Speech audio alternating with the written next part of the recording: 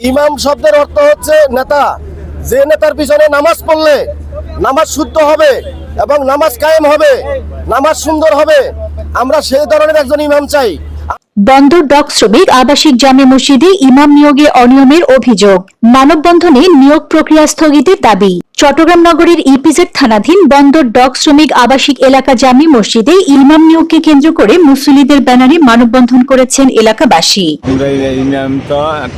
নারী নির্যাতন মামলা হয়েছে, এই ইমামের বিষয়ে আমরা তার ভালো ইমাম জানে এই মসজিদে নিয়োগ দেওয়া হয়।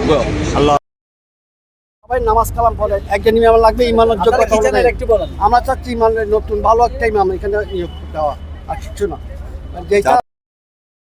যাতে এলাকাবাসী সচেতন মুসল্লিরা যাতে নামাজ কায়েম করতে পারে। ইমাম মানে নেতা, ইমামে বাবা থাকতে হবে।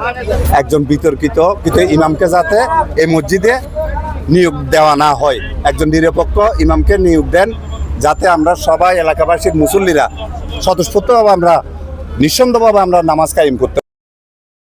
শনিবার 27 জুন সকালে মসজিদ প্রাঙ্গণে অনুষ্ঠিত এই কর্মসূচিতে তারা প্রস্তাবিত প্রার্থী মাহমুদ হাসানের বিরুদ্ধে বিচারাধীন দুটি মামলার অভিযোগ উল্লেখ করে তার নিয়োগ প্রক্রিয়া স্থগিতের দাবি জানান। সাধারণ আমরা একত্রিত হয়েছি আজকে এই বিতর্কিত ইমাম নিয়োগের পরিপ্রেক্ষিতে। এই ইমাম, তার বিরুদ্ধে দুইটি মামলা রয়েছে, একটি নারী সংক্রান্ত আরেকটি অন্য মামলা। এই বিচারাধীন রয়েছে। এই মসজিদে তাকে ইমাম হিসাবে নিয়োগ দেওয়া হচ্ছে। আমরা এর তীব্র নিন্দা ও প্রতিবাদ জানাচ্ছি। ভালো মানুষের দরকার আছে মসজিদে।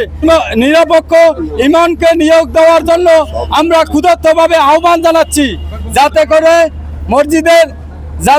মসজিদের ইমাম অর্থ নেতা। আর আমরা এমন নেতার পিছনে দাঁড়িয়ে নামাজ পড়তে চাই, যাতে করে তার কোনো কলঙ্ক। তাই আমরা অত্র এলাকার জনসাধারণ একত্রিত হইয়া আজকে এই মানববন্ধন কর্মসূচি পালন করছি।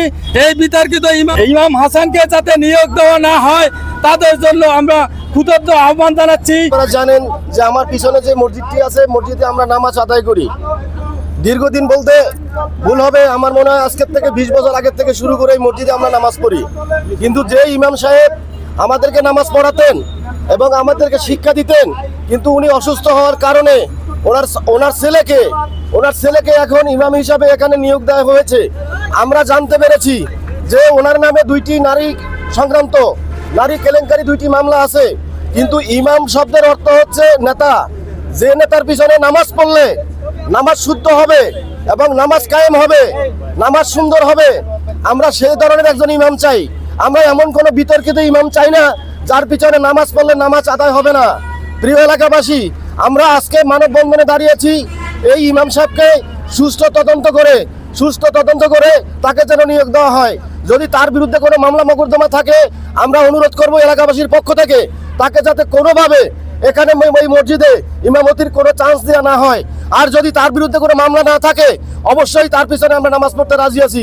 তবে আমরা এমন একজন ইমাম চাই যে শুদ্ধ এবং সুন্দর, তার পিছনে কোনো ক্লেম নাই, তার পিছনে কোনো দুর্নীতি নেই, তার পিছনে কোনো ঝামেলা নাই, এই ধরনের একজন ইমাম চাই। মানববন্ধনে বক্তব্য রাখেন মসজিদের মুসল্লি GM জসিম, মোহাম্মদ নাসিরউদ্দিন মোল্লা, মোহাম্মদ ইলিয়াস, রাজু, সোহাগ সহ আরো অনেকে। বক্তারা দাবি করেন ইমাম নিয়োগের ক্ষেত্রে স্বচ্ছতা, নিরপেক্ষতা ও যথাযথ যাচাই বাছাই নিশ্চিত করা জরুরি। তাদের ভাষ্য, যার বিরুদ্ধে বিভিন্ন অভিযোগ ও বিচারাধীন মামলা রয়েছে তাকে ইমাম হিসেবে নিয়োগ দেওয়া হলে মুসল্লিদের মধ্যে অসন্তোষ ও বিরূপ প্রতিক্রিয়া সৃষ্টি হতে পারে। মানববন্ধনে অংশগ্রহণকারী শতাধিক মুসল্লি সংশ্লিষ্ট নিয়োগ কর্তৃপক্ষের প্রতি আহ্বান জানিয়ে বলেন, সব দিক বিবেচনা করে একজন যোগ্য, সৎ ও নিরপেক্ষ ব্যক্তিকে ইমাম হিসেবে নিয়োগ দেওয়া হোক। তারা আরো বলেন, বিতর্কিত প্রার্থীকে নিয়োগ দেওয়া হলে চট্টগ্রাম বন্দর কর্তৃপক্ষের দীর্ঘদিনের সুনাম ক্ষুণ্ণ হওয়ার আশঙ্কা রয়েছে। News desk, Purbadhara, Chittagong.